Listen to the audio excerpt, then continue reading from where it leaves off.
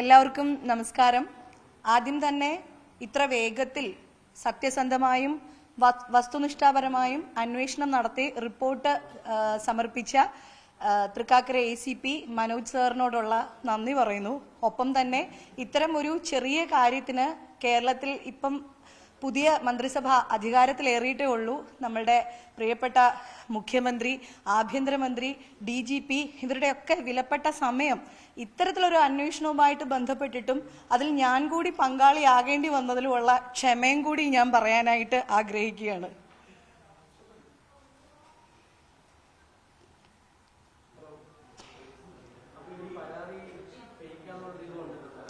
പരാതി ഫേക്കാണെന്ന് വന്നിട്ടില്ല.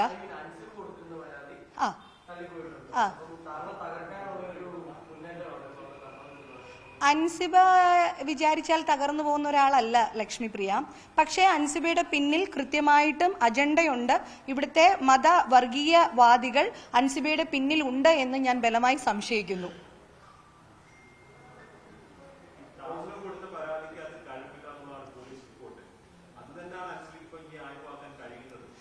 അതായത് ഞാൻ പരാതിയായിട്ട് കൊടുത്തിട്ടില്ലല്ലോ. ഞാൻ ഇങ്ങനൊരു മെസ്സേജ് എനിക്ക് വന്നിട്ടുണ്ട്, ഇതിന്റെ കാര്യം ഒന്ന് അന്വേഷിച്ച് പറയണം എന്ന് മാത്രമേ ഞാൻ പറഞ്ഞിട്ടുണ്ടായിരുന്നുള്ളൂ. അല്ലാണ്ട് ഞാൻ കൊടുത്തത് ഒരു ഗൗരവമുള്ള പരാതിയാണെന്നും ഇത് കംപ്ലൈന്റ് രജിസ്റ്റർ ചെയ്യണമെന്നും ഞാൻ ഒരിടത്തും പറഞ്ഞിട്ടുണ്ടായിരുന്നില്ല. ഇത് പരിഹരിക്കാവുന്ന ഒരു സ്ഥലം എന്ന നിലയിൽ മാത്രമാണ് ഞാൻ തൃപ്പൂണിത്തുറ വനിതാ സെല്ലിലേക്ക് പോയതും കംപ്ലൈന്റ് കൊടുത്തതും. അല്ലാതെ എന്റെ പരാതി ഒരു കാര്യഗൗരവമുള്ള പരാതിയാണെന്ന് ഞാൻ പറഞ്ഞിട്ടേ ഇല്ല. ഒരു പരാതി എങ്ങനെയാണ് വ്യാജമാകുന്നത്? എങ്ങനെയാണ്? ഒന്നുകിൽ നമ്മൾ അവരെ പറ്റി അടിസ്ഥാനരഹിതമായിട്ടുള്ള ആരോപണങ്ങൾ ഉന്നയിച്ചുകൊണ്ട് കംപ്ലൈന്റ് കൊടുക്കണം, ഇല്ലെങ്കിൽ നമ്മൾ പരാതിയിൽ പറഞ്ഞിട്ടുള്ള കാര്യങ്ങൾ കൃത്യതയില്ലാത്തതും അവ്യക്തമായതുമാവണം, അല്ലെ, വ്യാജമായതാവണം. ഇത് രണ്ടും ഇല്ലല്ലോ. എനിക്ക് എന്താണോ വന്നിട്ടുള്ളത്, അൻസിബയിൽ നിന്നും എനിക്ക് എന്താണോ നേരിട്ടിട്ടുള്ളത്, ആ കാര്യം വെറും 4 വരിയിൽ ഞാൻ പറയുക മാത്രമേ ചെയ്തിട്ടുള്ളൂ. മുൻപ് ഞാൻ പ്രസ് മീറ്റിൽ പറഞ്ഞതുപോലെ അതിന് ഒരു പരാതിയായിട്ട് പോലും പറയാൻ പറ്റില്ല. എൻ്റെ ഒരു വിഷമം, എനിക്ക് അതുകൊണ്ടുണ്ടാക്കിയ പ്രശ്നങ്ങൾ, അത് മാത്രമേ ഞാൻ എൻ്റെ പരാതിയിൽ പറഞ്ഞിട്ടുണ്ടായിരുന്നുള്ളൂ. അതിനെ ഗൗരവപൂർണ്ണമായിട്ട് എടുക്കണമെന്നോ ചർച്ച ചെയ്യപ്പെടണമെന്നോ ആഗ്രഹിക്കാത്തതുകൊണ്ടാണ് ഞങ്ങളുടെ സംഘടനയിൽ പോലും ഞാനത് പറയാതിരുന്നത്.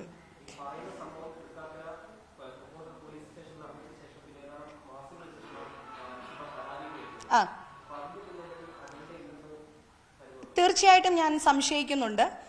അല്ലെങ്കിൽ അതായത് ഇത് എന്നോ കഴിഞ്ഞു പോയി, പരസ്പരം രണ്ടുപേരും ഷേക്ക് ഹാൻഡ് കൊടുത്ത് പോയ ഒരു കാര്യമാണ്. ക്ഷമ പറയുന്നുണ്ടോ എന്നൊരു ചോദ്യം മാത്രമാണ് നമ്മുടെ തൃപ്പൂണിത്തുറ വനിതാ സെൽ SI രേഷ്മ മാഡത്തിന്റെ ഭാഗത്ത് നിന്ന് അഡീഷണൽ ആയിട്ട് വന്നിട്ടുള്ളത്. ആകെ 20 മിനിറ്റ് സമയം മാത്രമാണ് അൻസിബയും ഞാനും എല്ലാവരും കൂടി ഒരുമിച്ച് മാഡവും ഒക്കെ കൂടി ഇരുന്ന് സംസാരിച്ചിട്ടുള്ളത്. അതിൽ തന്നെ അൻസിബയുടെ കാര്യത്തിൽ ഉറച്ചു നിൽക്കുകയും അൻസിബ പറഞ്ഞ മാതിരി റിപ്പോർട്ട് തയ്യാറാക്കാം എന്ന് പറയുകയും ചെയ്ത് കഴിഞ്ഞ ഒരു കാര്യമാണ്. ബാക്കി 35 മിനിറ്റ് 20 സെക്കൻഡ് സമയത്തോളം എൻ്റെ ഹസ്ബൻഡിന്റെ അടുത്ത് ഫോണിൽ സംസാരിക്കുകയാണ് ചെയ്തത്. അത് വിലപ്പെട്ട റെക്കോർഡായിട്ട് നമ്മുടെ അടുത്ത് ഉണ്ടായിരുന്നു. നമ്മളുടെ നിരപരാധിത്വം അതിൽ തെളിയിക്കാനായിട്ട് തീർച്ചയായിട്ടും സാധിച്ചു. അപ്പോൾ ഇത്തരം കാര്യങ്ങളൊക്കെയാണ് അവിടെ ഉണ്ടായിട്ടുള്ളത്. ഇത് എന്നോ കഴിഞ്ഞ ഒരു കാര്യമാണ്. ജനുവരി 30-ാം തീയതി കഴിഞ്ഞതാണ്. എന്നിട്ട് മെയ് പകുതിയോട് കൂടിയിട്ട് പുതിയ അടിസ്ഥാനരഹിതമായ ആരോപണങ്ങൾ പറഞ്ഞുകൊണ്ട് കേരളത്തിന്റെ പൊതു സമൂഹം ചർച്ച ചെയ്യുന്ന രീതിയിൽ വലിയൊരു വിവാദമാക്കി കൊണ്ടുവന്നതിന്റെ പിന്നിൽ തീർച്ചയായിട്ടും കൃത്യമായ അജണ്ടയുണ്ട്. അത് തീർച്ചയായിട്ടും അന്വേഷിക്കപ്പെടേണ്ടത് തന്നെയാണ്.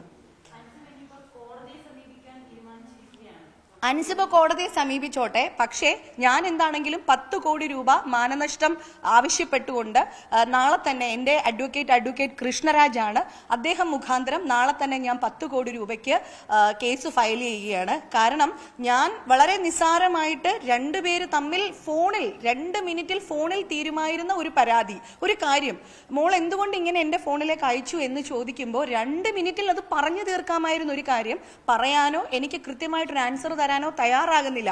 1 മാസത്തോളം ഞാൻ വെയിറ്റ് ചെയ്തു. അതിനുശേഷമാണ് എനിക്ക് ഇങ്ങനെ ഒരു പരാതി കൊടുക്കേണ്ടി വന്നത്. പരാതിയിൽ ഉന്നയിച്ചിരിക്കുന്ന അൻസിബ പറഞ്ഞിരിക്കുന്ന ഒരു കാര്യങ്ങളും ഞാൻ പറഞ്ഞിട്ടുണ്ടായിരുന്നില്ല.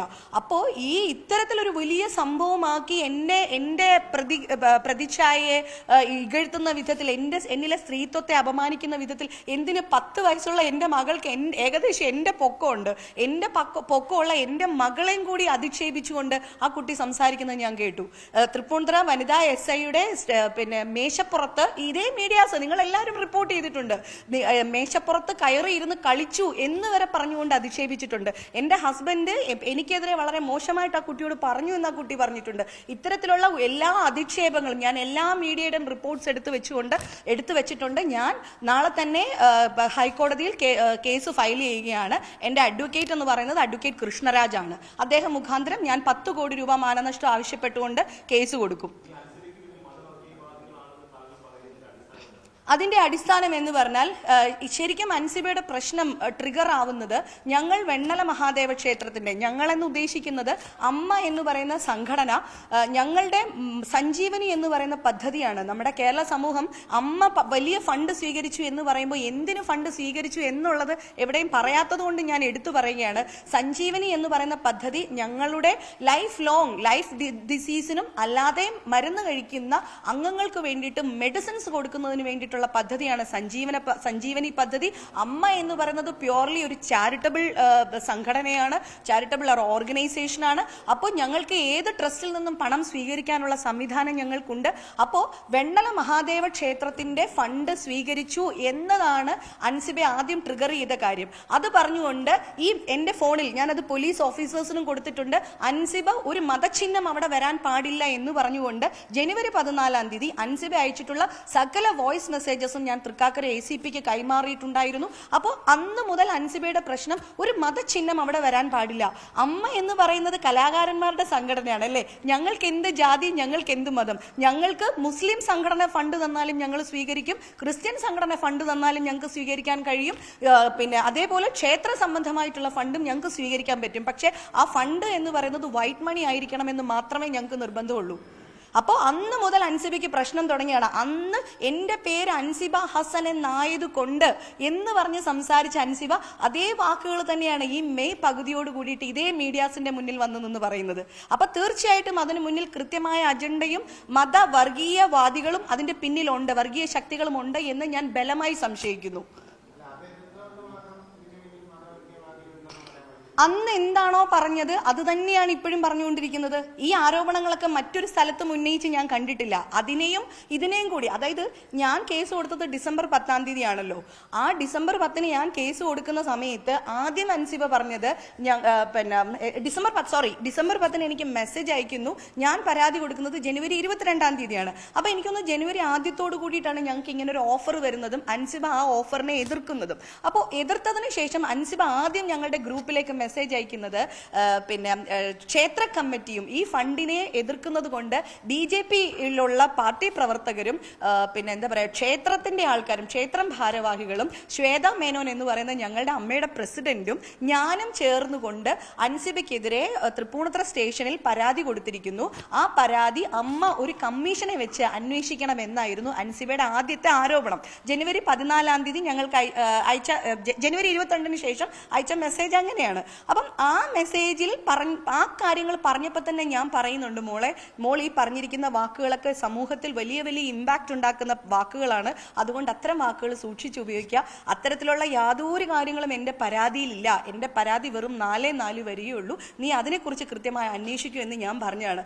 അന്ന് ആ കുട്ടി എന്ത് വാക്കുകൾ പറഞ്ഞിട്ടുണ്ടോ അത് തന്നെയാണ് ഇന്ന് ഈ മെയ് പകുതിയോട് കൂടിയിട്ടും ഇതേ ചാനലുകളുടെ മുന്നിൽ വന്ന് നിന്നിട്ട് അൻസിബ പറയുന്നത്.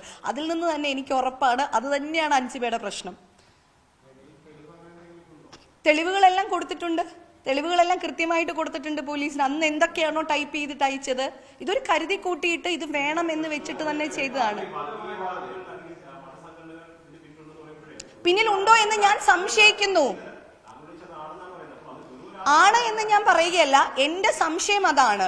ആണ് എന്ന് ഞാൻ പറയുന്നില്ല, ആണ് എന്ന് ഞാൻ കൃത്യമായിട്ടും ബലമായി സംശയിക്കുന്നു. കാരണം ഇല്ലെങ്കിൽ ഇതൊരു കരുതി കൂട്ടിയുള്ള ഒരു പ്ലാനിങ് ആണ്. അമ്മ എന്ന് പറയുന്ന ഞങ്ങളുടെ ഓർഗനൈസേഷനെ തകർക്കണം, ഞങ്ങൾ കുറച്ച് മനുഷ്യരെ ബലിയാടാക്കണം, ഒന്നും അറിയാത്ത ഞങ്ങളുടെ അംഗങ്ങളൊക്കെ അഭിപ്രായം പറഞ്ഞുകൊണ്ട് വരുന്നു. തീർച്ചയായിട്ടും അത്തരത്തിലുള്ള കാര്യങ്ങൾ ഉണ്ടോ എന്ന് ഞാൻ സംശയിക്കുന്നു. അതൊക്കെ അന്വേഷണ ഉദ്യോഗസ്ഥർക്ക് വിടുന്ന കാര്യങ്ങളാണ്. നമ്മൾ കൃത്യമായിട്ട് കാണാതെ നമുക്കൊന്നും പറയാൻ പറ്റില്ലല്ലോ. വെറുതെ ഒരു ആരോപണമല്ല, ആരോപണമല്ല എന്ന് ഞാൻ സംശയിക്കുന്നു. എനിക്ക് സംശയിച്ചുകൂടെ? എന്റെ സംശയമാണ് ഞാൻ പറയുന്നത്. ഉണ്ട് എന്ന് ഞാൻ സംശയിക്കുന്നു, ഉണ്ട് എന്ന് ഞാൻ സംശയിക്കുന്നു.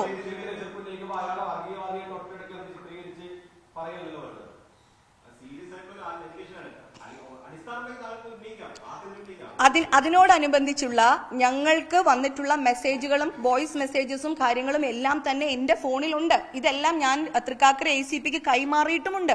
അത് എന്റെ സംശയത്തെ ഇപ്പൊ വന്നിരിക്കുന്ന ഈ വാദമുഖങ്ങളെല്ലാം തന്നെ അതിനെ ബലപ്പെടുത്തുന്ന കാര്യങ്ങളാണ്. അതുകൊണ്ട് ഞാൻ സംശയിക്കുന്നു.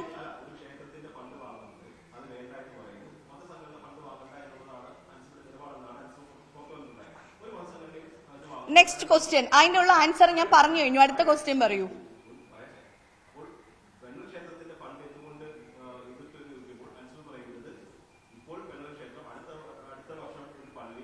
തീർച്ചയായിട്ടും സ്വീകരിക്കും.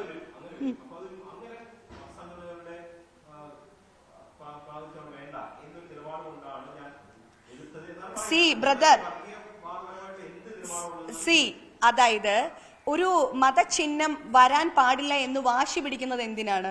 എന്തുകൊണ്ട് അവിടെ ഒരു ക്രിസ്ത്യൻ പള്ളിയുടെ ഒരു കുരിശ് അവിടെ വന്നാൽ, അല്ലെങ്കിൽ ഒരു പള്ളിയുടെ പേര് വന്നാൽ എന്താണ് പ്രശ്നം? സോറി, അത് അവര് മാത്രമല്ല അങ്ങനെ ഒരു അഭിപ്രായം ഉന്നയിച്ച വ്യക്തി. അവർക്കെതിരെ അവർ പറഞ്ഞിരിക്കുന്നത് എന്തായിരുന്നു? പ്രധാനമായിട്ടും അവർക്കെതിരെ ഞാൻ കൊടുത്തിരിക്കുന്ന പരാതി വ്യാജ പരാതിയാണ്.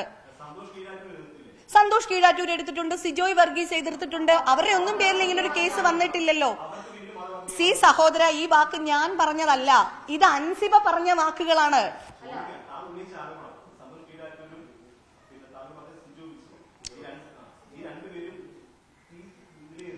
ഈ രണ്ടുപേരല്ല.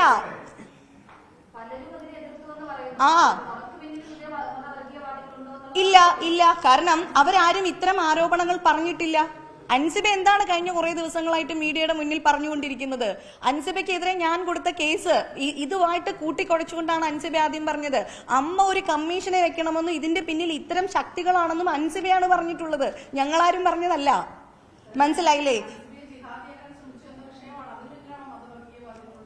അല്ല, അൻസിബ ഞാൻ കൊടുത്ത കേസിനെതിരെ അൻസിബ ആദ്യം പറഞ്ഞത് ഇതിന്റെ പിന്നിൽ എന്താ പറയാ, വെണ്ണല മഹാദേവ ക്ഷേത്രത്തിന്റെ ഫണ്ടിനെ എതിർത്തത് കൊണ്ട് ഞാനും ഞങ്ങളുടെ അമ്മയുടെ പ്രസിഡന്റായ ശ്വേതാ മേനോനും ഈ ക്ഷേത്രം ഭാരവാഹികളും ചേർന്ന് ഞാൻ അൻസിബയ്ക്കെതിരെ വ്യാജ പരാതി കൊടുത്തു എന്നാണ് അൻസിബയുടെ ആദ്യത്തെ ആരോപണം ഉണ്ടായിരുന്നത്. നിങ്ങൾ പറയുമ്പോൾ കൃത്യമായിട്ട് കേൾക്കുന്നില്ല. ഇതാണ് ആദ്യമേ അൻസിബ പറഞ്ഞിരുന്നത്. എന്നിട്ട് അൻസിബ എന്താ പറഞ്ഞത്? ഇതിനെ അന്വേഷിക്കുന്നതിന് വേണ്ടിയിട്ട് അമ്മ ഒരു കമ്മീഷനെ വെക്കണം എന്നതായിരുന്നു അൻസിബ ആദ്യം പറഞ്ഞത്. അപ്പോൾ ഞാൻ പറയുകയാണ്, ഇത് തികച്ചും രണ്ടു പേർ തമ്മിലുള്ള വ്യക്തിപരമായ ഒരു പ്രശ്നം മാത്രമാണ്. ഇതിന്റെ പിന്നിൽ വേറെ അജണ്ടയോ വേറെ കാര്യങ്ങളോ ഞങ്ങളുടെ പ്രസിഡന്റോ ക്ഷേത്രമോ ഒന്നും ഇല്ല എന്ന് ഞാൻ പറയുകയാണ്. അതേ ദിവസം തന്നെയാണ് ഇത്തരം കാര്യങ്ങൾ, അവിടെ മതചിഹ്നം വരാൻ പാടില്ല, മതചിഹ്നം വന്നാൽ എന്ത് സംഭവിക്കാനാണ് അമ്മ എന്ന് പറയുന്ന സംഘടനയ്ക്ക്?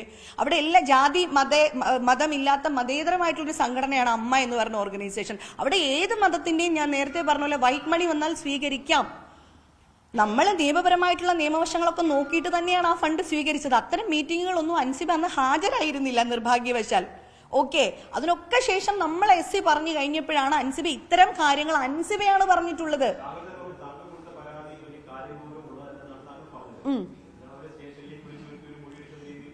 സഹോദര, അതായത് എന്റെ ഫോണിലേക്ക് ഒരു മെസ്സേജ് അയക്കുന്നു, ഞാൻ ഇതിന്റെ ആൻസർ ചോദിക്കുന്നു, പല രീതിയിലും ഞാൻ ചോദിക്കുന്നു, ആൻസർ പറയാനായിട്ട് തയ്യാറാവുന്നില്ല. പിന്നെ ഞാൻ എന്തു വേണമായിരുന്നു? എനിക്കതുകൊണ്ട് പ്രശ്നങ്ങൾ ഉണ്ടാകുന്നു. പ്രശ്നങ്ങൾ നീതിയുക്തമായിട്ട് പരിഹരിക്കാൻ പറ്റുന്ന ഒരു ഇടം എന്ന രീതിയിലാണ് ഞാനൊരു പോലീസ് സ്റ്റേഷൻ തെരഞ്ഞെടുത്തതും ഞാനൊരു കംപ്ലൈന്റ് കൊടുത്തതും. അതിനെ ഒരു പരാതി എന്ന് പോലും പറയാനായിട്ട് പറ്റില്ല. എനിക്ക് വിഷമം, എനിക്ക് അതുകൊണ്ട് ബുദ്ധിമുട്ടുകൾ ഉണ്ടായിട്ടുണ്ട്.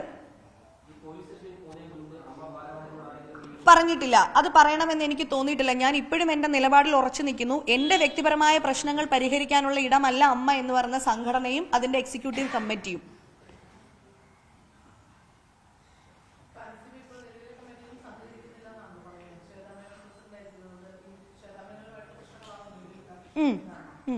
എന്താ മനസ്സിലായില്ല? അങ്ങനെ പറഞ്ഞിട്ടുണ്ടോ? ഞാൻ കേട്ടിട്ടില്ല.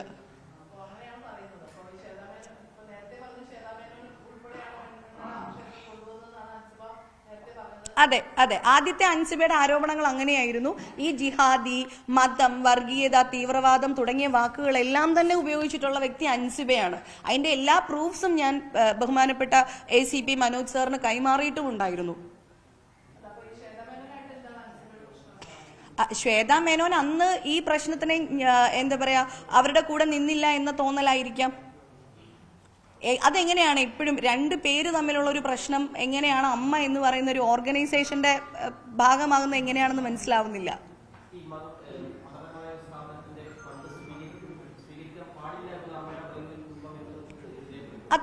അത്തരം വാചകങ്ങൾ ഞാൻ അമ്മയുടെ ബൈലോയിൽ ശ്രദ്ധിച്ചിട്ടില്ല, കണ്ടിട്ടില്ല. അത് ഞാൻ അങ്ങനെ ശ്രദ്ധിച്ചിട്ടില്ല, ഞാൻ അങ്ങനെ പഠിച്ചിട്ടില്ല. നമ്മൾ ഒരു എക്സിക്യൂട്ടീവ് കമ്മിറ്റി ഉണ്ട് എന്ന് വിചാരിച്ച് 17 അംഗ കമ്മിറ്റി കൂടി എടുത്ത തീരുമാനമല്ലാതെ നമുക്ക് നിയമവിദഗ്ധരുണ്ട്. ഞങ്ങളുടെ അമ്മയിൽ തന്നെ ഞങ്ങൾക്ക് ലോയേഴ്സ് ഉണ്ട്. അവരെ അതിന്റെ കാണിച്ചു കൊടുത്ത് എഗ്രിമെന്റുകൾ പരസ്പരം വായിച്ചു നോക്കി നിയമപരമായിട്ട് യാതൊരു പ്രശ്നങ്ങളും ഇല്ല എന്ന രീതിയിൽ തന്നെ ഡൊണേഷൻ ആയിട്ടാണ് ഞങ്ങൾ ഈ ഫണ്ട് സ്വീകരിച്ചിട്ടുള്ളത്. അപ്പം മതപരമായിട്ടുള്ള കാര്യങ്ങൾ സ്വീകരിച്ചുകൂടാ എന്നത് ഞാൻ എവിടെയും ബൈലോയിൽ കണ്ടതായിട്ട് ഞാൻ ഓർക്കുന്നില്ല. ഞാൻ വായിച്ചിട്ടില്ല അത്തരം ഒരു ബൈലോ. എതിർത്തതും എതിർക്കാത്തതും ഒക്കെ ഓരോരുത്തരുടെ വ്യക്തിപരമായ കാര്യങ്ങളാണ്. അതാണ് ഞാൻ പറയുന്നത്. അൻസിബ മാത്രമല്ല അതിനെ എതിർത്തിട്ടുള്ളത്, അതിനെ എതിർത്തിട്ടുള്ള വേറെയും ആൾക്കാരുണ്ടായിരുന്നു. അവർക്കെതിരെ ഒന്നും ഇതുപോലൊരു കേസോ കംപ്ലൈന്റോ വന്നിട്ടില്ല. അൻസിബ എന്റെ ഫോണിലേക്ക് അയച്ച മെസ്സേജ് മാത്രമാണ് ഞാൻ പരാതി കൊടുക്കുന്നതിന് ആധാരമായിട്ടുള്ളത്. അതെന്തിനാ നോട്ടീസ് നൽകുന്നത്? ഇപ്പം ഈ സംഘടനയിൽ പറയുന്ന എല്ലാ കാര്യത്തിനെയും ഞാൻ സപ്പോർട്ട് ചെയ്യാറില്ലല്ലോ. എല്ലാത്തിനും എല്ലാം സപ്പോർട്ട് ചെയ്യാറില്ല. നമ്മൾ ഒപ്പോസ് ചെയ്യുന്ന കാര്യങ്ങളും ഉണ്ട്.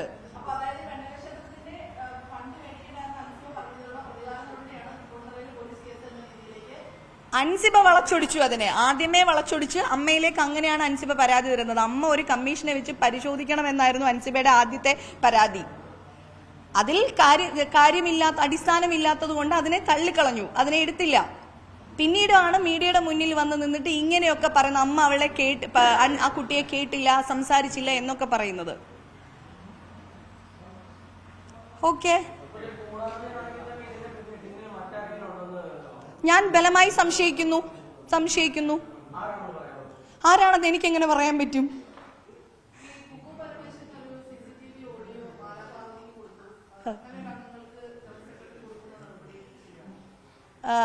ഞങ്ങൾക്ക് പിന്നീട് മനസ്സിലാക്കാൻ കഴിഞ്ഞത് CCTV അല്ല കൊടുത്തിരിക്കുന്നത്, അത് അവരുടെ പേഴ്സണൽ ഫോണിൽ റെക്കോർഡ് ചെയ്യപ്പെട്ട ഓഡിയോ ആയിരുന്നു എന്നാണ് പറയുന്നത്. ഒരു പേഴ്സണൽ ഓഡിയോ കൊടുക്കാൻ പാടുണ്ടോ പാടില്ലായിരുന്നു എന്നുള്ളത് അവരിൽ മാത്രം ഒതുങ്ങുന്ന ഒരു കാര്യമാണ്. അതിൽ എനിക്ക് അഭിപ്രായം പറയാനാവില്ല. ജനറൽ സെക്രട്ടറി എന്ന നിലയിൽ ചെയ്യാൻ പാടില്ലായിരുന്നു എന്നാണ് എന്റെ അഭിപ്രായം. പക്ഷേ അവരെ ഒരു വ്യക്തി എന്ന നിലയിൽ അവർ ചെയ്തതിനെ എതിർക്കാനോ സപ്പോർട്ട് ചെയ്യാനോ എനിക്ക് കഴിയില്ല.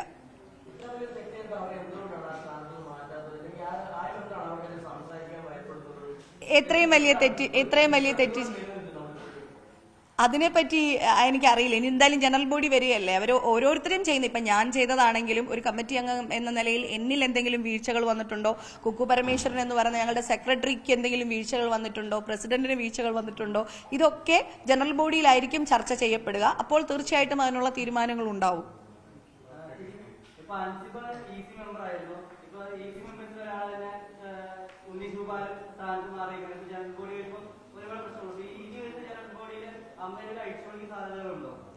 അതെനിക്കിപ്പോൾ പറയാൻ പറ്റില്ല. ജനറൽ ബോഡിയാണ് ഞങ്ങളുടെ ഓതറൈസ്ഡ് കോടതി എന്ന് പറയുന്നത്. അന്ന് ജനറൽ ബോഡിയിൽ അത്തരം തീരുമാനങ്ങളൊക്കെ ഉണ്ടാവുള്ളൂ. ഈ ഒരു 2 മിനിറ്റിൽ ഒന്ന് ഫോണിൽ പറഞ്ഞാൽ തീരുമായിരുന്ന ഒരു പ്രശ്നത്തിനെ പോലീസ് സ്റ്റേഷൻ വരെ കൊണ്ടെത്തിച്ചത് അൻസിബ ഹസൻ എന്ന എന്റെ സഹപ്രവർത്തകയും സുഹൃത്തും ഞാൻ അനിയത്തിയെ പോലെ മകളെ പോലെയൊക്കെ കൊണ്ടു നടന്ന വ്യക്തി തന്നെയായിരുന്നു. പരാതി കൊടുത്തു. അവർക്ക് വളരെ അനുകൂലമായിട്ട് തന്നെയായിരുന്നു എന്റെ സ്റ്റേഷൻ റിപ്പോർട്ട് ഉണ്ടായിരുന്നത്. വളരെ എഫിഷ്യന്റ് ആയിട്ടുള്ള ഒരു പോലീസ് ഓഫീസർ. അവരുടെ ക്രെഡിബിലിറ്റിയും കൂടി ചോദ്യം ചെയ്യുന്ന വിധത്തിൽ പല പരാമർശങ്ങളും അതിൽ വന്നിട്ടുണ്ടായിരുന്നു. എന്നെ ഒരുപാട് അവഹേളിക്കുന്ന വിധത്തിൽ ഒരുപാട് കാര്യങ്ങൾ നമ്മൾ കേട്ടു, കണ്ടു. ഒരുപാട് യൂട്യൂബ് ചാനൽസ് നമ്മളെ അക്ഷരാർത്ഥത്തിൽ വിറ്റ് തിന്നുക എന്ന് പറയുന്നത് പോലെ ഒരുപാട് കാര്യങ്ങൾ നമ്മൾ കണ്ടു. ഞാൻ പരാതി കൊടുക്കുമ്പോൾ, ഞാൻ കോടതിയെ സമീപിക്കുമ്പോൾ തീർച്ചയായിട്ടും ഇത്തരം അടിസ്ഥാനമില്ലാത്ത തലക്കെട്ടുകൾ നൽകി നമ്മളെപ്പറ്റി വാർത്ത നൽകിയിരിക്കുന്ന യൂട്യൂബേഴ്സ് ഒരുപാട് കെട്ടിച്ചമച്ച വാർത്തകൾ കണ്ട് യൂട്യൂബ് തുറക്കാൻ തന്നെ ഭയമായി പോകുന്ന രീതിയിൽ ആയിട്ടുണ്ടായിരുന്നു. അവർക്കും എതിരെ പരാതി കൊടുക്കുന്നുണ്ട്. നിശ്ചിത ദിവസത്തിനുള്ളിൽ എന്നെക്കുറിച്ചിട്ടുള്ള ഈ വാർത്തകളുമായിട്ട് ബന്ധപ്പെട്ടിട്ടുള്ള മുഴുവൻ വീഡിയോസും നീക്കം ചെയ്യണം എന്ന് പറഞ്ഞുകൊണ്ട് തന്നെ ആയിരിക്കും തീർച്ചയായിട്ടും ഞാൻ പരാതി കൊടുക്കുക. Thank you. കൂടുതൽ വാർത്തകൾക്ക് news 18 Keralam YouTube channel subscribe ചെയ്യുക.